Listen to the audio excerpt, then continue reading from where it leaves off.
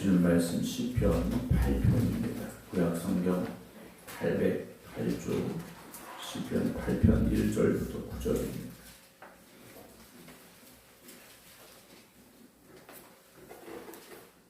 여호와 우리 주여, 주의 이름이 온 땅에 어찌 그리 아름다운지요. 주의 영광이 하늘을 덮었나이다. 주의 대적으로 말미암아 어린아이들과 젖먹이들의 입으로 권능을 세우시며 이는 원수들과 보복자들을 잠잠하게 하려 하심이니이다. 주의 손가락으로 만드신 주의 하늘과 주께서 베풀어 주신 달과 별들을 내가 보오니 사람이 무엇이기에 주께서 그를 생각하시며 인자가 무엇이기에 주께서 그를 돌보시나이까. 그를 하나님보다 조금 못하게 하시고 영어와 존귀로 간을 씌우셨나이다. 주의 손으로 만드신 것을 다스리게 하시고 만물을 그의 발 아래 두셨으니 곧 모든 소와 양과 들짐승이며 공중의 새와 바다의 물고기와 바닷길에 다니는 것이니이다. 여호와 우리 주여, 주의 이름이 온 땅에 어찌 그리 아름다운지요. 아멘. 할렐루야. 세상의 길을 걸어가지만 주님을 바라보며 하나님의 나라를 소망하며 살아가는 우리의 삶이 오늘 이 하루도 복된 날 되시기를 주의 이름으로 축원합니다. 오늘도 온라인으로 함께 예배드리고 계신 김효옥 권사님, 조태경 장로님, 김명환 권사님, 이미경 권사님, 안친환 권사님, 신재숙 권사님, 박성준 권사님, 박사면 권사님, 김영옥 권사님, 이송배 권사님, 호옥자 권사님, 유기현 권사님, 김성자 권사님, 박영규 권사님, 최석희 권사님, 그리고 김신남 지사님 캐나다에 도착하신 것 같습니다. 이봉춘 목사님 주님의 이름으로 축복합니다. 오늘 시편 8편 말씀 역시 다윗의 시로 제목이 붙어 있습니다. 다윗을 우리가 돌아보면 목동이었던 다윗이 하나님의 택하심을 받아 기름 부음을 받고 그리고 이스라엘의 왕이 되어집니다. 그러나 왕이 되기까지도 너무나도 힘들었고 왕이 된 이후에도 다윗의 삶은 쉽지 않았습니다. 그리고 이 말씀을 나눈 대로 아들의 반란, 반역도 있었고요. 어찌 보면 다윗은 평생을 치열하게 살아갔던 사람인 것 같습니다. 그 치열함의 증거, 인생이 그만큼 힘들었다. 그런데 오히려 그는 그 많은 순간을 찬양하는 사람이었다라는 거죠. 우리가 즐겁고 기쁠 때 찬양은 누구나 할 수 있습니다. 그러나 힘들고 어려울 때 찬양하는 사람 많지 않습니다. 성경은 분명히 우리에게 항상 기뻐하라, 범사에 감사하라 라고 말씀하셨지만 우리의 마음은 그렇지가 않다라는 거죠. 오늘 시편 8편의 말씀을 통해서 우리 찬양이 어때야 되는가 게 말씀을 나누려고 합니다. 시편 8편은 1절과 마지막 9절이 동일한 내용으로 시작되어지고 또 끝나고 있습니다. 여호와 우리 주여, 주의 이름이 온 땅에 어찌 그리 아름다운지요 라는 같은 문장으로 시작해서 같은 문장으로 끝나게 되죠.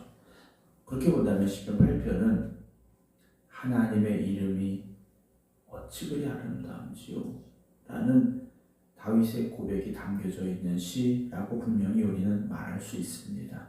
오늘 우리에게도 문제가 있고 상처도 있죠. 어떤 내 인생에 실패가 있을 수도 있습니다.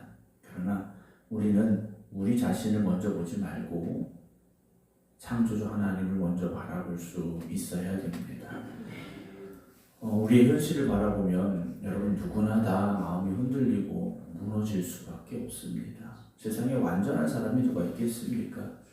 어느 것 하나 어느 곳이든지 부족한 것이 있게 마련이고 힘든 삶이 있게 마련입니다. 그래서 우리의 현실을 바라보는 사람은 흔들릴 수밖에 없습니다.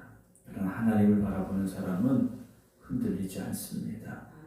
오늘도 다윗이 바라보는 하나님, 다윗이 찬양하는 하나님은 어떤 하나님이신가? 1절 다시 보면요. 여호와 우리 주여, 주의 이름이 온 땅에 어찌 그리 아름다운지요. 주의 영광이 하늘을 덮었습니다 라고 고백을 합니다.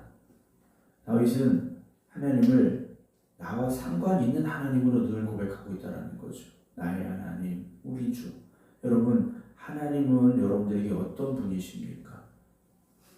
우리 늘 하나님과의 관계 속에 살아가야 됩니다. 하나님이 저 멀리 계신 분이 아닌 겁니다. 내가 문제가 해결될 때, 어떤 내 인생이 평안할 때, 감사할 일들이 넘칠 때는 하나님은 나의 하나님이신데, 내가 힘들고 어려운 일을 당하고 고난과 슬픔과 절망에 처할 때는 하나님은 나의 하나님이 아니신 것 같은 여러분 그런 생각을 바꾸셔야 됩니다. 힘들고 어려울 때도 하나님 여전히 내 곁에 계십니다. 하나님 여전히 나의 힘이 되시고 능력이 되시죠. 그래서 다윗은요, 주의 이름이 온 땅에 어찌 그리 아름다운지요 라고 고백합니다. 주의 이름이 아름답다라는 것은 어떤 외모적인 말을 하는 게 아니지 않습니까? 하나님이 하시는 모든 일들이 영화롭고 존귀하다라는 겁니다. 그것이 때로는 나에게 고난의 시간일 수도 있지만 하나님이 하시는 모든 일들은 영광스러운 일들이죠. 그래서 주의 영광이 하늘을 덮었다라고 고백합니다. 하늘을 덮었다라는 것은 어느 한 부분만을 말하는 게 아니지 않습니까? 모든 세계를 하나님의 영광으로 덮으신 것, 그 영광이 가득한 곳, 그것이 우리가 살아가는 이 땅이라는 것을 다윗은 고백하고 있죠. 여러분, 우리가 신앙생활하는 것은요, 하나님을 바라보며 하는 거지 않습니까? 나를 바라보는 게 아닙니다. 우리의 삶이 흔들리고 무너지는 이유가 뭡니까? 하나님보다 내 문제가 더 커 보일 때라는 거죠. 그래서 하나님의 능력, 하나님의 도우심이 아무 소용없는 것처럼 느껴질 때는 우리의 신앙이 흔들리고 무너지기 시작합니다. 다윗은 먼저 하나님을 바라보며 하나님의 영광을 찬양하고 있습니다. 여러분, 우리가 예배드리는 시간은 어떤 시간입니까? 단지 곡조에 맞춰서 노래를 부르고 순서에 따라서 기도도 하고 말씀도 듣고 그렇게 우리가 하는 시간이 아니지 않습니까? 하나님을 높이는 시간, 하나님께 집중하는 시간, 그래서 우리의 삶이 다시 하나님 앞에 바로 서는 시간, 그 시간이 바로 예배의 시간이라는 거죠. 그래서 예배를 드린 사람은 하나님이 어떤 분이신가를 다시금 고백하고 깨달을 수밖에 없습니다.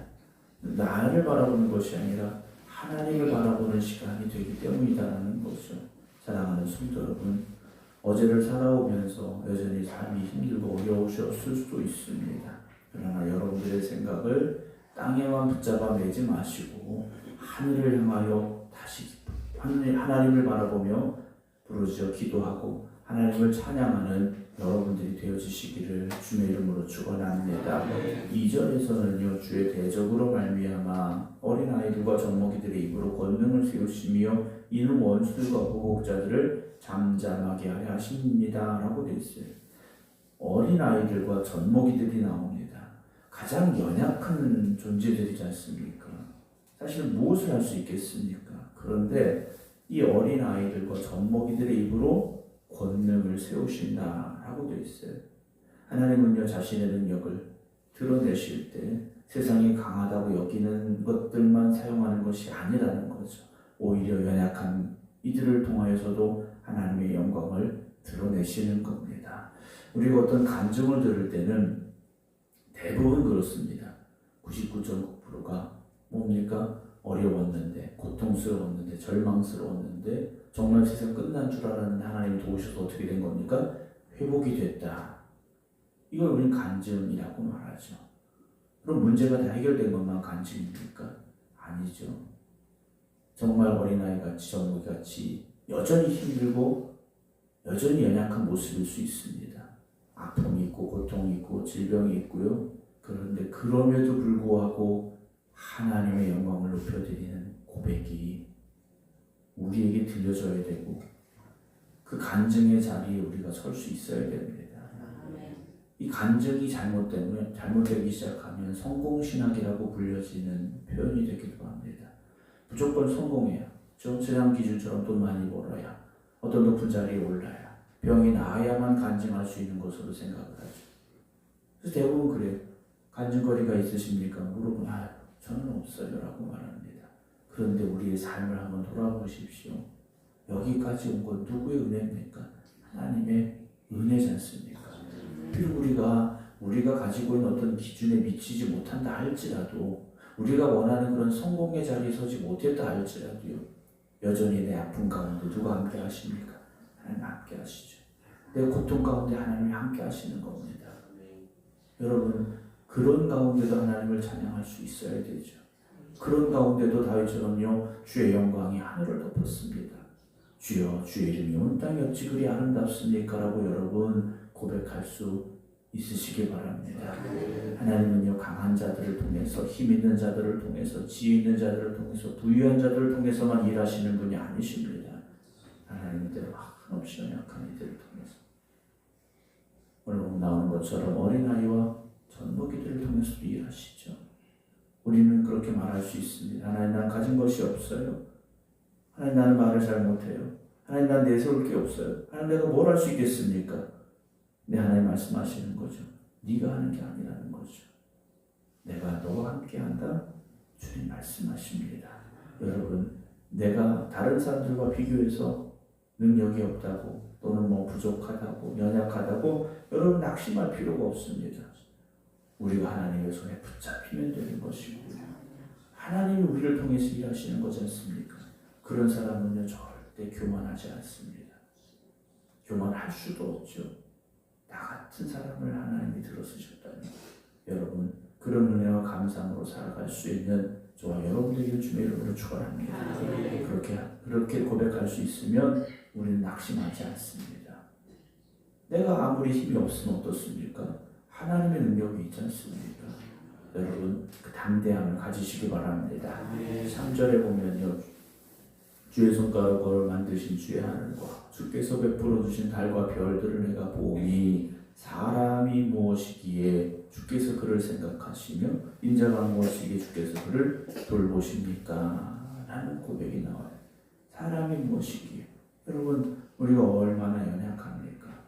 얼마 전에 이제 유인 우주선이 우주로 가서 달을 돌고 왔지 않습니까? 여러분, 우주에서 바라보는 지구가 커 보이느냐? 절대 그렇지 않다라는 거죠. 우리가 흔히 이야기하지 않습니까? 우리 한 사람은 우주에서 먼지 하나만도 못하다는 이야기를 합니다. 그런데요, 그런 우리를 하나님께서 어떻게 하십니까? 5절에 보면요, 하나님보다 조금 못하게 하시고 영어와 존귀로 관을 씌우셨다. 더 중요한 게 뭡니까? 주께서 우리를 생각하고 계시고 주께서 우리를 돌보시고 계시다라는 거죠. 여러분, 우리는 별 볼 일 없는 사람들이 아닙니다. 여러분, 우리가 하찮은 존재들이 아니라는 거죠. 우리를 생각하시고 돌보신다는 것은요, 그냥 어느 날 갑자기 문득 생각났다, 이 정도의 말씀이 아니에요. 하나님께서 적극적으로 우리의 삶 속에 개입하고 계시다라는 겁니다. 우리를 찾아오시고 살피시고 돌보시고 계시다라는 것. 그러니까 우리에게 무관심하지 않으시다라는 겁니다. 여러분, 우리가 이렇게 살다 보면 가끔 내가 가지고 있던 물건 중에 잊어버린 물건들이 있을 수 있어요. 근데 잊어버린 것조차 모르고 있었던 물건들이 있는데, 뭐 다른 거 정리하다 보면 우연히 발견이 될 때가 있지 않습니까? 여러분, 그렇게 하나님 우리를 방치해 두시는 것이 아니라는 겁니다. 천지 만물을 창조하신 하나님께서, 온 우주를 주관하신 하나님께서 여러분들을 기억하고 계시고, 여러분들의 눈물을 보고 계시고, 여러분들의 부르짖음을 듣고 계시다는 것을 기억하시기 바랍니다. 세상은 우리를 하찮게 볼 수 있습니다. 별 볼 일 아닌 사람처럼 생각할 수 있습니다. 그런데 우리는 하나님께 기억되고 있는 사람들입니다. 우리의 모습만 보지 마시고요, 그것으로 인해 절망하지 마시기 바랍니다. 하나님께서는요, 우리 하나님보다 조금 못하게, 그러나 영어와 존귀로 관을 씌우셨죠. 창세기에 우리를 어떻게 창조하셨다고 했습니까? 하나님의 형상대로 우리를 창조하셨다라고 되어 있습니다. 사랑하는 성도 여러분, 우리가 건강하든 또 질병이 있든 젊었든지 나이가 있든지 많이 배웠든지 그렇지 못하든지 가진 것이 많든지 또는 적든지 사람에게 인정받든지 때로는 무시당할지라도 우리는 하나님 앞에 존귀한 사람들입니다. 우리 모두는요, 하나님 앞에 존귀한 사람들이에요.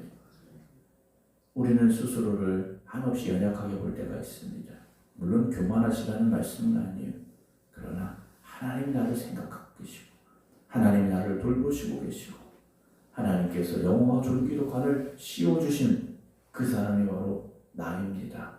여러분 그렇게 여러분들을 고백하며 바라보시기 바랍니다. 6절입니다. 주의 손으로 만드신 것을 다스리게 하시고 만물을 그의 발 아래 두셨으니 곧 모든 소와 양과 들짐승이며 공중의 새와 바다의 물고기와 바닷길에 다니는 것입니다. 라고 고백을 합니다.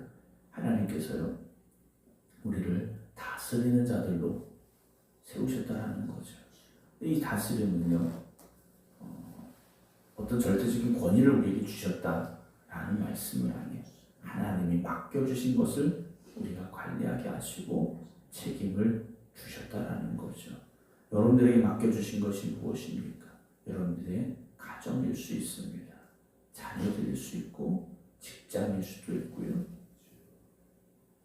여러분 내 것이 아니라 주님이 나에게 맡겨주신 것을 고백하는 사람은요 하나님의 영광을 위하여 나에게 맡겨주신 그것을 어떻게 해야 될 것인가를 고민하게 된다는 거죠. 그래서 이 상황을 또는 나에게 맡겨주신 이런 것들을 통하여 우리가 어떻게 하나님께 영광이 될 수 있을까? 그런 고민을 우리가 해야 됩니다. 사랑하는 성도 여러분, 오늘도 하나님은 살아계시고 그 하나님께서 우리를 붙잡아 주고 계심을 잊지 마시기 바랍니다. 그러나 세상은 늘 우리에게 도전합니다. 너 별거 아니야. 네가 뭘 할 수 있어. 라고 우리에게 공격하죠. 그럼 우리는 담대히 말할 수 있어야 됩니다. 하나님이 나와 함께 하셔. 하나님이 나를 기억하고 계셔. 하나님이 오늘도 나를 위하여 일하고 계셔.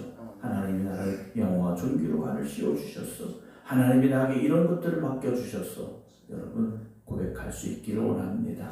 그 사람은 이렇게 고백하죠. 여호와 우리 주여 주의 이름이 온 땅에 어찌 그리 아름다운지요. 여러분 마음에 고통이 있는 사람이 세상을 바라보는 것과 마음에 기쁨과 감사함이 있는 사람이 세상을 바라보는 것 전혀 다릅니다. 여러분 오늘 새벽 기도 끝나고 가실 때 아침에 떠오르는 태양을 바라보며 주의 이름을 높여드릴 수 있는 심령이 되기를 주의 이름으로 축원합니다. 하나님 이런 하나님이십니다. 하나님이 나에게 이런 하나님이십니다. 고백할 수 있는 그 아름다운 믿음의 고백들이 오늘 여러분들의 마음속에 새겨질 수 있기를 주님의 이름으로 축원합니다. 기도하겠습니다. 늘 어려운 세상을 살아가는 저희들은 여전히 흔들리고 또 무너질 때가 있습니다. 그러나 오늘 새벽 다시 눈을 들어 하나님을 바라보게 하시고 하나님의 이름의 영광을 높여드릴 수 있는 저희들 되게 하여 주시옵소서. 세상은 오늘도 우리를 향하여 말합니다. 별거 아니라고. 그러나 오늘 우리가 하나님의 손에 붙잡힌 자들임을 하나님께서 우리 이름을 기억하심을 우리에게 영화와 존귀로 관을 씌워주셨음을 그리고 우리에게 모든 것들을 맡겨주셨음을 고백할 수 있는 저희들 되게 하여 주시옵소서.